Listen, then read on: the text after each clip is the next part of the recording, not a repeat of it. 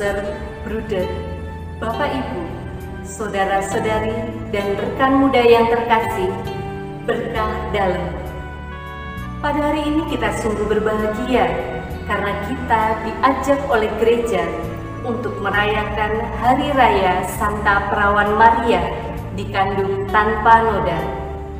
Salah satu dogma Maria yang dimaklumkan secara resmi oleh Paus Pius ke-9 pada 8 Desember 1854. Dan pada hari ini kita juga diajak untuk merenung sejenak tentang hidup yang penuh harapan. Saudara dan saudari yang terkasih, pada era milenial digital seperti saat ini, tentu bukan zamannya lagi bagi kita untuk menunggu. Kemajuan teknologi telah membantu kita untuk hidup dengan cepat, dengan praktis, bahkan instan. Contohnya saja, kita tidak perlu lagi lama-lama menunggu Pak Pos yang datang untuk membawa berita dari saudara kita yang berada di tempat jauh. Kita tinggal membuka handphone, kemudian kita mengirim email atau SMS, WhatsApp. Dalam hitungan detik berita itu sudah dapat kita kirim dan kita terima kabar dari saudara kita.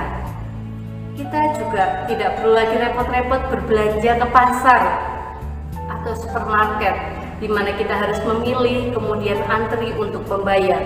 Kita tinggal membuka aplikasi, pilih barang, bayar 1 atau 2 hari, barang sudah ada di tangan kita. Atau ketika kita ingin mendengar atau membaca berita teraktual, tidak perlu lagi kita menunggu koran terbitan terbaru. Kita dapat membacanya saat itu juga via online.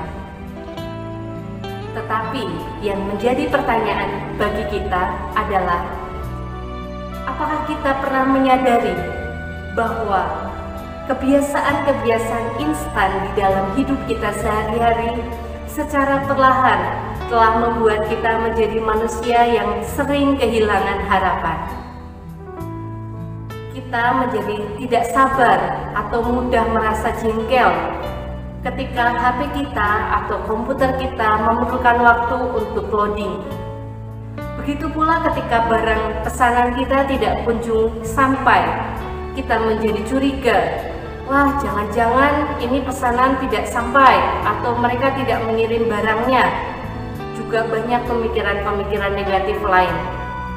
Begitu juga kita seringkali mudah terprovokasi, termakan berita bohong, karena berita-berita yang tersaji secara online, secara cepat, belum tentu kebenarannya.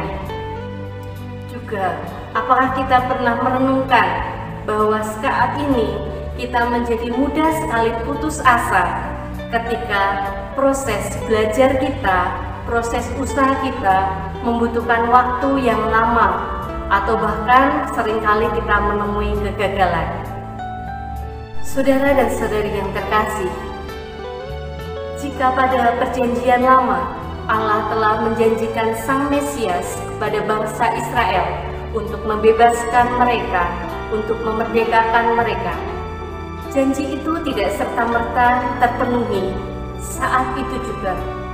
Butuh waktu bertahun-tahun, bahkan berabad-abad lamanya. Proses penantian yang panjang inilah yang juga telah membuat sebagian dari umat Israel tidak setia lagi kepada Allah. Mereka kemudian menyembah Allah-Allah yang lain dengan harapan mereka akan dengan cepat menemukan Sang Mesias. Hanya sebagian kecil saja yang tetap setia dan penuh harapan. Mereka memelihara harapan-harapan mereka. Mereka percaya pada janji Allah. Kaum inilah yang disebut dengan kaum Anawit. Dan benar, pada kaum yang kecil, yang sederhana inilah Tuhan menggenapi janjinya ketika anak mengandung Maria. Maria yang kemudian terlahir sebagai gadis sederhana dan gadis pilihan Tuhan yang Tuhan siapkan untuk bejana bagi kehadiran Sang Mesias. Saudari yang terkasih, saat ini di tengah kekacauan yang banyak terjadi di sekitar kita, di tengah juga mungkin saat ini kita sedang merasakan kekhawatiran, kegelisahan, kelelahan, kebosanan, atau mungkin ketakutan akibat pandemi virus corona yang terus merebak. Juga ketika kita merasa doa-doa kita tidak didengarkan oleh Allah, doa-doa bagi pemulihan dunia tidak dikabulkan, kita sedang diajak untuk menumbuhkan harapan kita, harapan yang penuh iman, harapan yang akan terus hidup jika kita setia. Bahkan kita mensitiai hal-hal yang sederhana. Kita tetap ditantang, kita tetap diajak untuk mau mensitiai protokol kesehatan, memakai masker, jaga jarak, juga tetap rajin cuci tangan. Kita juga tetap diajak untuk bertekun, mensitiai doa-doa kita, doa-doa bagi pemulihan negeri ini, dunia ini, doa-doa bagi para pembuat kebijakan, doa-doa bagi tenaga medis maupun non-medis, juga pelayan publik yang masih harus bekerja untuk melayani kita di tengah pandemi seperti ini. Kita juga diajak untuk setia melakukan kebaikan-kebaikan. Saudara dan saudari yang terkasih, meneladan Bunda Maria, kita tetap percaya bahwa Tuhan sedang merencanakan sesuatu yang baik untuk kita. Tuhan sedang membentuk kita untuk menjadi pribadi-pribadi yang tangguh, pribadi-pribadi yang siap untuk menghadapi segala tantangan di dalam kehidupan ini seperti Bunda Maria.